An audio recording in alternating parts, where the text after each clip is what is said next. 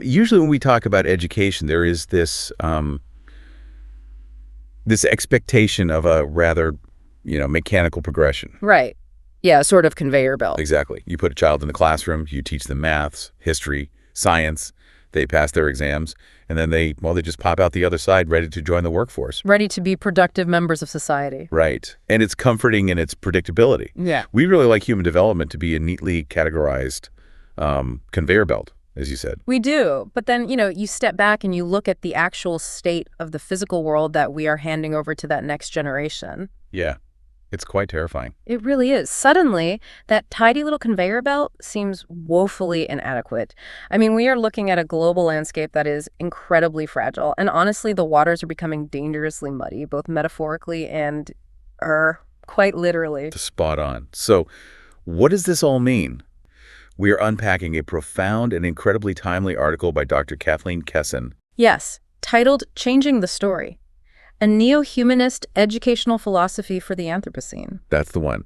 And Dr. Kesson's proposition here is that the answer to our current, ecological and social crises isn't necessarily just inventing a new technology or drafting a new economic policy. Right. It goes much deeper than that. It does. It requires fundamentally rewiring how we educate humans.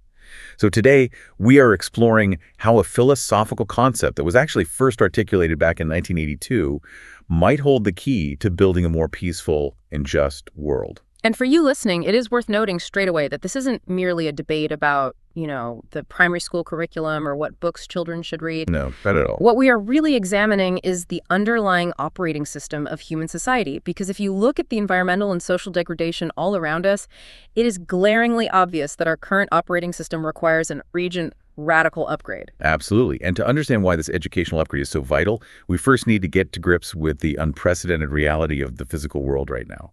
The physical environment we're actually living in. Exactly.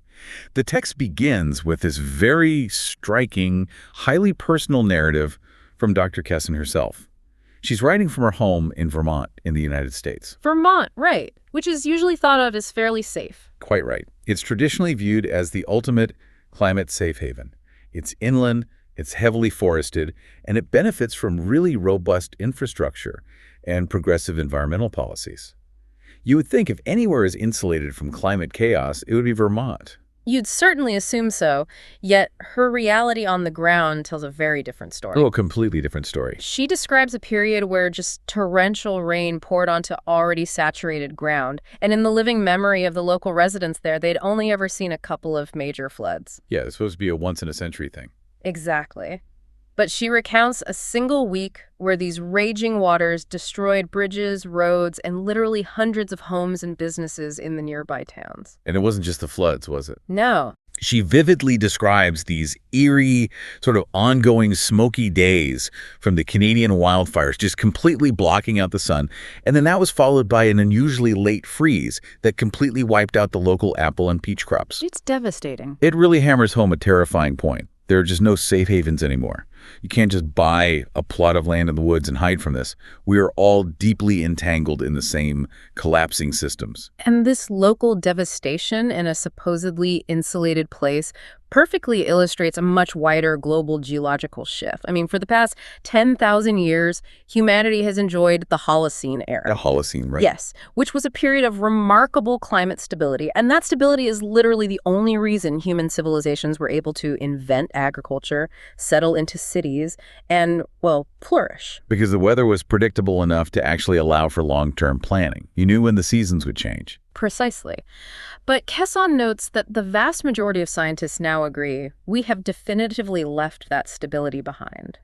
We have crossed into the Anthropocene, an era defined entirely by human impact on the Earth. And that impact is not looking good. Not at all.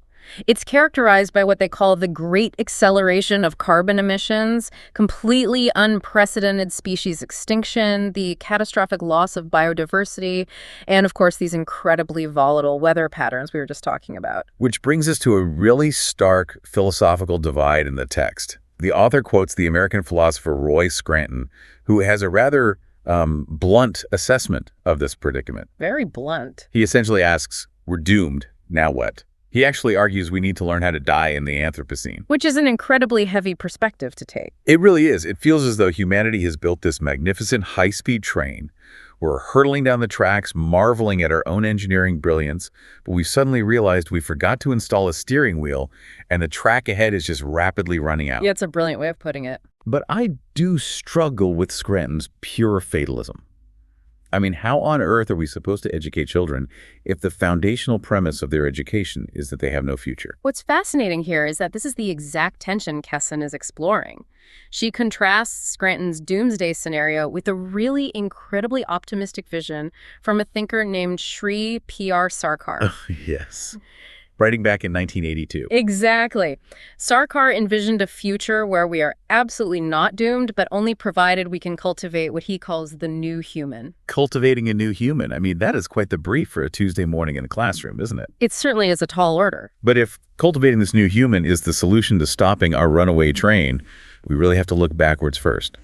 How have we historically tried to shape human minds? And where did our educational philosophy actually go wrong? Well, to answer that, Dr. Kesson actually maps out the evolution of educational philosophy for us. She shows how each era of education was essentially just trying to solve the problems created by the previous one. Right. She starts with the cultural transmission model, which was really prevalent during the Industrial Revolution. Yes, the factory model of schooling. Exactly. The idea was that a child is essentially a blank slate, just an empty vessel waiting to be filled with facts. The industrial economy required compliant workers who could just follow instructions and operate machinery. They didn't want free thinkers. They wanted efficiency. Spot on. That's not. Consequently, education was highly behaviorist. It relied heavily on rewards, strict punishments, and the teacher acting as the absolute unquestionable authority to inculcate the dominant values of society. But eventually, as you'd expect, people began to feel completely stifled, treated like mere cogs in a massive machine. And this friction birthed the Romantic Rebellion in the late 18th and early 19th centuries. The Romantic era, yeah. Lots of poetry and nature. Quite right. Thinkers pushed back heavily against that cold, mechanistic materialism. They completely rejected the blank slate theory, arguing instead that children actually possessed a natural, almost divine spark. So the goal of education completely flipped. Exactly. The mechanism shifted. It became about drawing out the innate potential of the child, focusing heavily on awe, wonder, and imagination, usually out in nature. Then, as societies became more urbanized and much more complex, that pure romantic ideal wasn't quite enough to prepare children for modern civic life. You can't just run around in the woods if you need to run a democracy. No, you need practical skills. Right. So then we get pragmatism, championed by thinkers like John Dewey. Dewey realized that education needed to reconcile the inner life of the child with the practical, messy realities of a democratic society. So the classroom changed again. Yeah, the classroom became a miniature community focused on logical problem solving and hands-on experiential learning. And from there, the philosophical evolution continued as our awareness of systemic inequalities grew. Through Kesson's lens, we then see the emergence of critical pedagogy. Now, drawing on Marxist conceptual foundations, and just to interject here, as hosts, we are simply reporting the sociological history outlined in the text. We aren't endorsing any political ideology, but this approach was designed as a tool to examine how systemic oppression, racism, sexism, and capitalist power structures limit human potential. Just giving the factual background from the source material? Exactly. The goal of critical pedagogy was to emancipate students by teaching them to critically question those dominant narratives. And this naturally evolved into holistic education in the 1980s, didn't it? Which basically tried to bring all these fragments together, focusing on interconnectedness and treating the student as a whole, being mind, body, and spirit. Yes, a very comprehensive approach. Well, when you lay it out like that, it sounds like a very noble trajectory. I mean, pragmatism, critical pedagogy, holistic education, they all seem really progressive. They're all deeply rooted in traditional European humanism. They are indeed. Okay, let's unpack this. Because Kesson suggests that this very humanism is actually the root of our current ecological crisis. And I have to admit, I struggle with this a bit. It's a difficult concept to swallow at first. It is. Because humanism liberated us from medieval dogma, didn't it? It gave us the scientific method, modern medicine, the whole concept of universal human rights. We are literally using the tools of humanism to try and fix the climate right now. So why throw the baby out with the bathwater? It's a really crucial pushback and a very fair one, but Kesson makes it very clear that humanism isn't intrinsically evil. As you said, it provided humanity with vital tools, with rationality and self-determination. Right. The argument isn't that humanism is bad, it's that it is structurally insufficient for the Anthropocene. Insufficient because it focuses too narrowly on us, on humans. Precisely. It is fundamentally anthropocentric. Humanism operates on the mechanism of what we might call the bounded I. It defines human beings as entirely separate, distinct entities, elevated far above the rest of the natural world. Ah, I see. So we place ourselves on a pedestal. Exactly. By placing human reason and human needs at the absolute center of the universe, it's subtly taught us to view the Earth merely as a collection of stable objects and inanimate substances, things for us to use. So because we defined ourselves in direct opposition to nature, we are the rational subjects, and absolutely everything else is just a mute object, we felt entirely justified in manipulating, extracting, and consuming the natural world for endless capitalist growth. Yes, that philosophical separation completely enabled the ecological destruction. That makes a lot of sense. The philosophical separation enabled the destruction. That is the exact mechanism. Think about it. If a forest is just an object separate from yourself, cutting it down for profit is merely resource management. It's just numbers on a spreadsheet. Right. Humanism lacks the philosophical framework to value a forest intrinsically. To achieve genuine planetary survival, Kesson argues we have to dismantle that bounded I.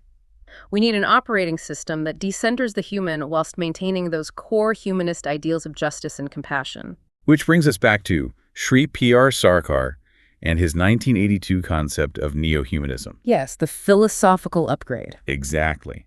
If traditional humanism focuses solely on human welfare, Neohumanism takes that exact same underlying spirit of care and extends it outwards to absolutely everything animate and inanimate. Sarkar describes it as elevating humanism to universalism. Universalism, it's a beautiful concept. It really is. It's the active cultivation of love for all created beings. And what is genuinely remarkable is how ahead of its time Sarkar's philosophy actually was. Kesson draws this really striking parallel between his 1982 writings and a major report published by UNESCO in 2020. Oh, the Learning to Become with the World report. Yes, that's the one. Nearly 4 decades after Sarkar, this massive global educational body is calling for exactly the same paradigm shift. They argue we must urgently abandon human exceptionalism and start educating ourselves to be ecological beings, not just social ones. But to become an ecological being requires a massive shift in how we perceive reality itself. The text discusses a shift in our ontology. Ontology meaning our theory of being. Right. And rather than just taking that as a dry philosophical buzzword, let's look at how it operates in practice. Neohumanism demands a relational ontology. It means completely discarding the idea that you end where your skin ends. Yes, it asserts that there is no true separation of self and other. We are entangled in endless flows of being. Endless flows of being. You cannot separate human health from the health of the soil microbiome or the cleanliness of the local watershed. We are entirely co-constituted by our environment. Here's where it gets really interesting.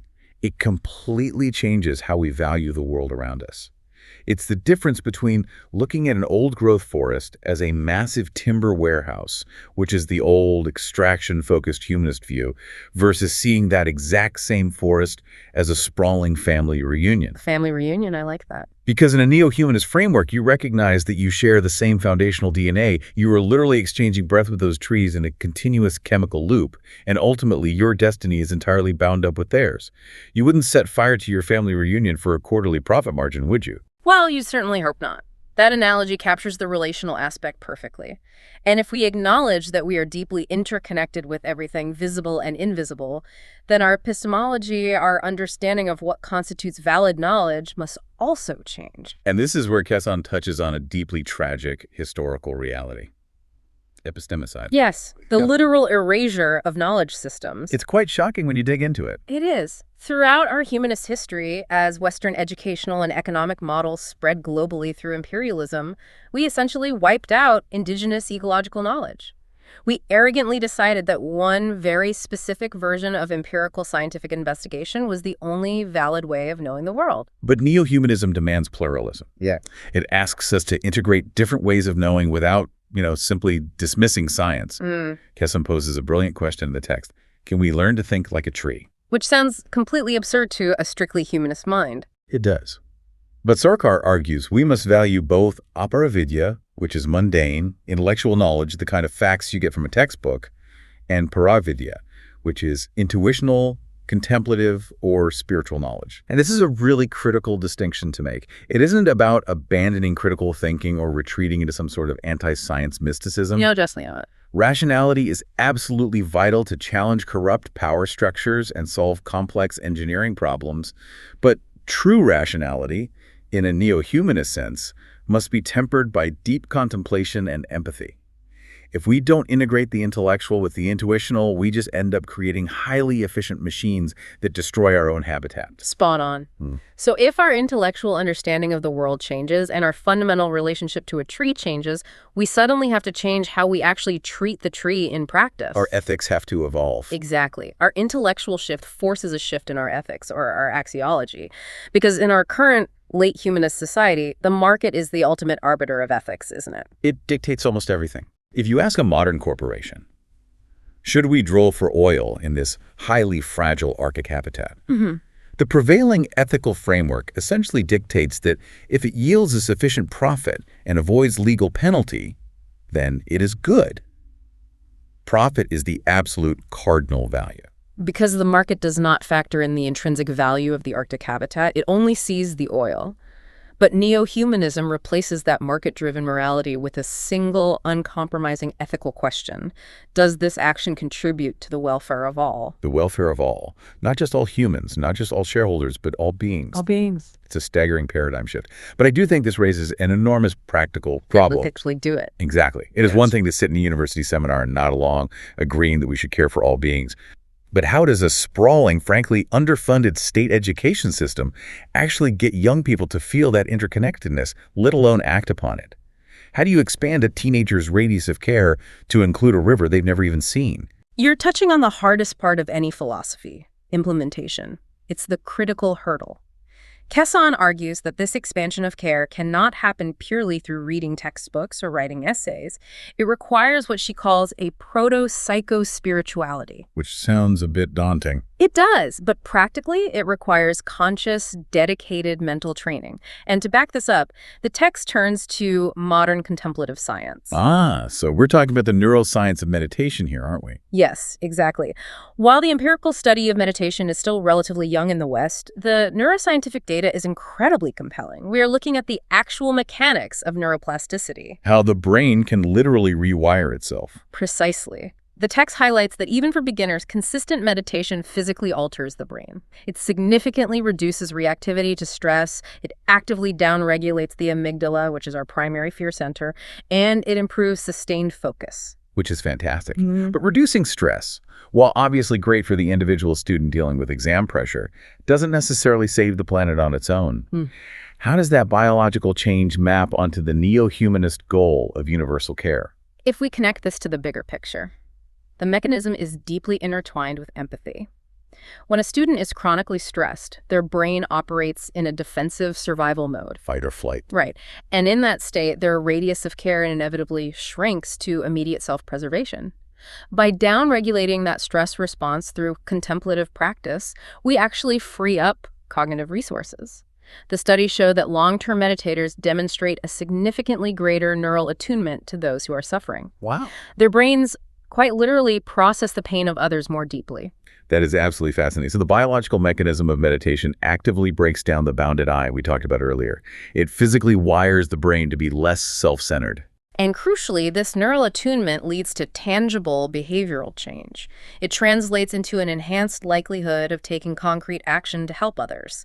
So this love for all creation that Sarkar talks about isn't some abstract, fluffy sentimentality. It's not just a nice idea. No, it is a tangible, neurological commitment to the common good. So cultivating a non-dogmatic contemplative practice within schools is essentially a pedagogical tool to dismantle anthropocentrism from the inside out. Brilliantly put, yes. By changing the physical traits of the human brain, we foster individuals who naturally extend kindness and generosity outward in ever-expanding circles. We aren't just telling them to care about the environment, we're giving them the neural architecture to actually feel their connection to it. That genuinely alters the odds for our species' survival. It absolutely does. It provides the practical foundation for everything Kesson is advocating. You simply cannot build a neo-humanist society with brains that are chronically stressed and socially fragmented. It is truly breathtaking when you step back and look at the trajectory we've explored today. I mean, we started with the unavoidable, muddy reality of the Anthropocene, the floods in Vermont, the fires, the sudden realization that the stable world we built our civilizations upon is just gone. The end of the Holocene. Yeah. And then we traced how our traditional human-centered educational philosophies, as vital as they were for industrial and democratic progress, have ultimately driven us to this ecological brink by artificially separating us from the web of life. And through Kesson's brilliant synthesis of P.R. Sarkar's philosophy and modern educational reports like UNESCO's, we've arrived at a profound, actionable roadmap. A way out of the mess. Exactly. Neohumanism offers a way forward by elevating humanism to universalism. It demands that we extend our love, our ethical consideration, and our ways of knowing to all created beings. It is, quite literally, the pathway to true planetary happiness, peace, and justice. It fundamentally reimagines the entire purpose of education. It's no longer about merely increasing a student's earning potential or generating compliant workers for a factory. It's about teaching the profound art of living well and living responsibly on a very fragile, sacred planet. And for you listening, it's worth remembering that millions of young people across the globe are already rising up. They are suffering from immense climate anxiety, and they are shouting out that they will no longer tolerate the destruction of their world for short-term profit. They can see the conveyor belt is broken. They intuitively know the current operating system is failing. This neo-humanist philosophy doesn't just validate their anger, it provides the intellectual and practical blueprint to actually support their yearning. It offers them an education designed for a future that is not merely survivable, but genuinely thrivable. The thrivable future. That is a magnificent goal to aim for. Before we wrap up this deep dive, I want to leave you with one final thought to mull over as you go about your day. We've talked extensively today about extending our empathy and our radius of care to animals, to forests, to rivers. The natural world. Right. But if neo-humanism challenges us to extend our ethical consideration to the inanimate universe as well, how might that fundamentally change the way you interact with the everyday manufactured objects in your life? Oh, that's an interesting angle. If a simple stone on the ground, or even the smartphone sitting in your pocket right now, is part of this vast interconnected web of being mined from the earth, assembled by human hands, how does that shift the way you consume, the way you discard things, or the way you choose to build your own future? It's a profound question to carry forward, and one that really forces us to re-examine our daily habits. Thank you so much for joining us on this deep dive. It's been an absolute privilege to explore these vital ideas with you. Until next time, take care and keep questioning the story.